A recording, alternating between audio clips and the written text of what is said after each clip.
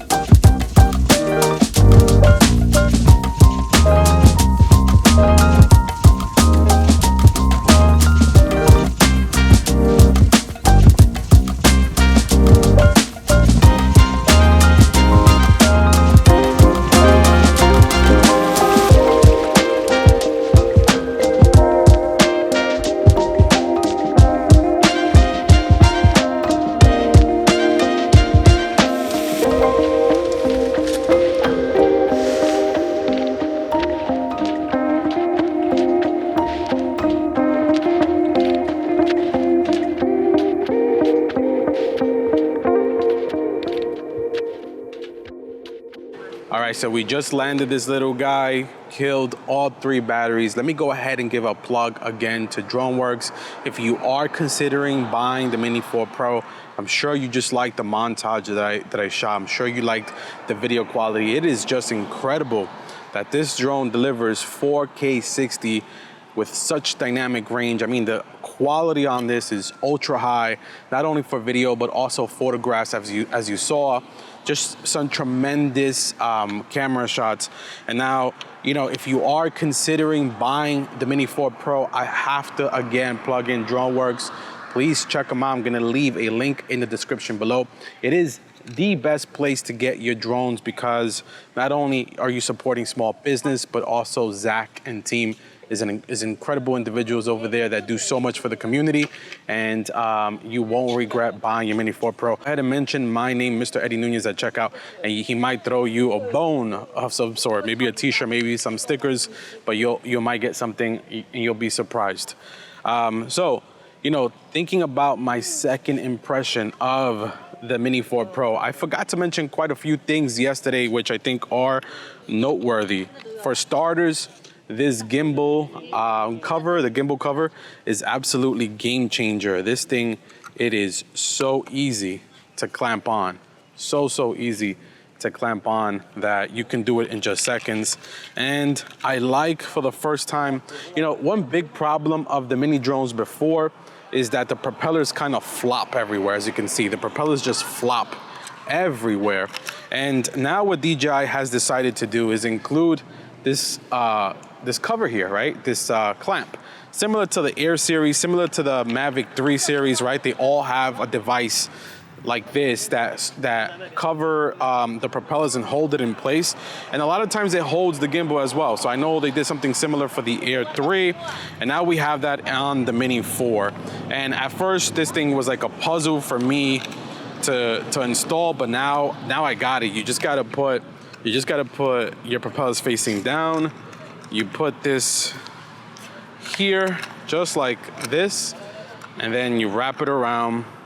You ensure that the top propellers are in line in the middle, and then you go ahead and you clip it. You clip it just like this.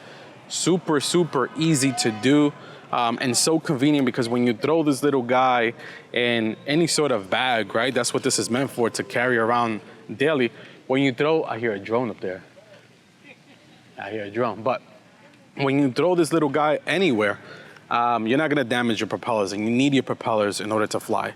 Now, going back to second impressions, right? So this, I absolutely like that they included it.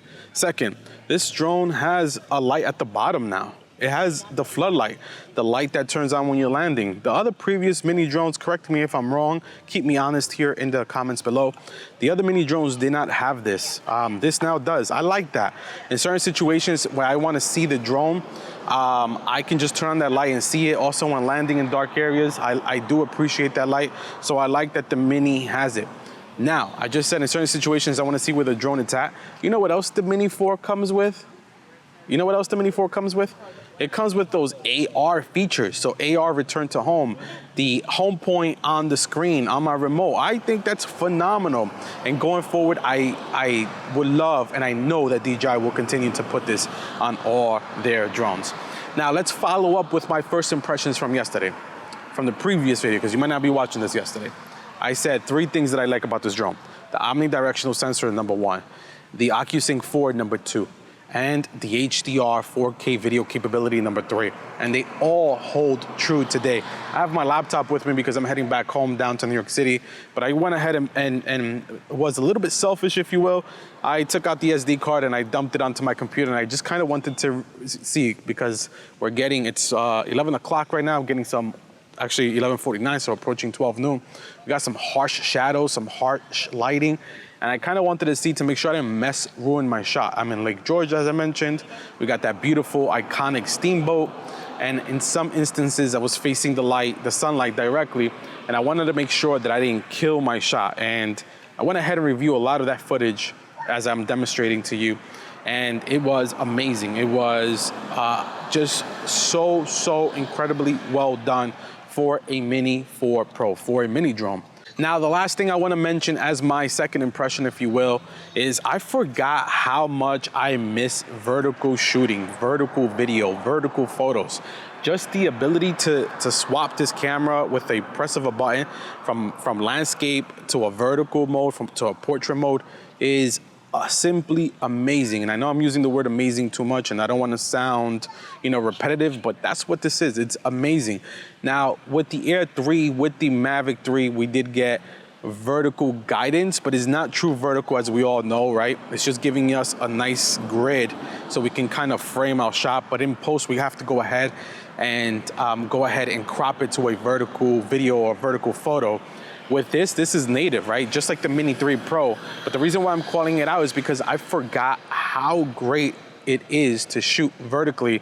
And it's something that I truly did enjoy in my 2 days of testing. And it was quite a refresher knowing that I can just press a button and go ahead and shoot natively. And that's exactly how my video and my photo will look. And I think that is something to consider when considering if the Mini 4 Pro should be your first primary drone or your first upgrade from your previous drone, or if this should be your B drone. This is definitely gonna be my B drone. Now, I know what you're gonna say. You're gonna say, hey, Eddie, but you just stated a few weeks back that the Air 3 is gonna be your B drone. And absolutely, it's gonna be my ABC drone. All three are really relevant. The one con, I would say, of the mini series, which is almost impossible, but maybe in the future, as technology advances, is the fact that I do miss the 3x tele lens. I do miss that 70mm equivalent lens, and that's just not possible in the mini drones in today's technology, right? Because of the 249 grams, and it is a mini drone, so we're trying to save weight. I don't know if DJI is able to actually put in a 3x lens on this in the future, but we're asking for a whole lot.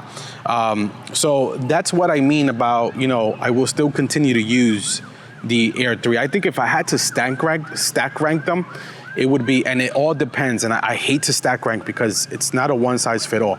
It all depends on your experience, your use case scenario, what are you trying to accomplish, what do you need from a drone.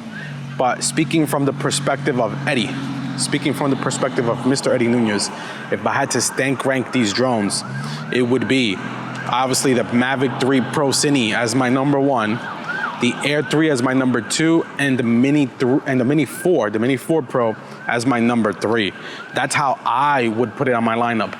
Now, if you don't own the Mavic 3 Pro, or let's just say you own the Mavic 3 and you're looking to upgrade, then this is a nice little upgrade. Or if you have the Air 3, the Air 3 can be your A drone, and the Mini 4 Pro can be your B drone. There's nothing wrong with that. I think we all need B drones. We're just that into the hobby that we all need B drones. And for those that just fly recreationally and fly for vacations and fly for fun, then something like the Mini 4 Pro or the Air 3 is gonna be fantastic. And DroneWorks has all of these drones in stock. And I wanna end my video there by letting you know that there isn't a right or wrong answer. I know you're probably watching this video to decide, should I be buying the Mini 4 Pro? Should I be upgrading from the Mini 3 Pro? I just bought the Air 3, should I get the Mini 4? I have the Mavic 3, should I get the Mini 4? Only you can answer that. But what I can tell you is to go ahead and check out DroneWorks for pricing. They have a firm payment plan, so you can go ahead and break this out in very easy installments where it won't hurt your pockets. These technology, they are incredible, but they're also very expensive. And that's also a great convenient place to check out with a firm and get your little drone. I highly recommend this drone. We're gonna continue flying it now that we're going back to New York City. We're gonna continue doing some tests. I wanna do a active track with the new 360 on my bike, and we'll probably go ahead and maybe do a little range test. I'm not too fond of range tests, but we'll see what we can do. Maybe let my friend do it. We all have one of those friends, right? But that's it, guys. Making this video way too long. Second impressions, Mini 4, buy it, but buy it from DroneWorks. Until next time, peace. I can't take no loss. I don't even know what it costs.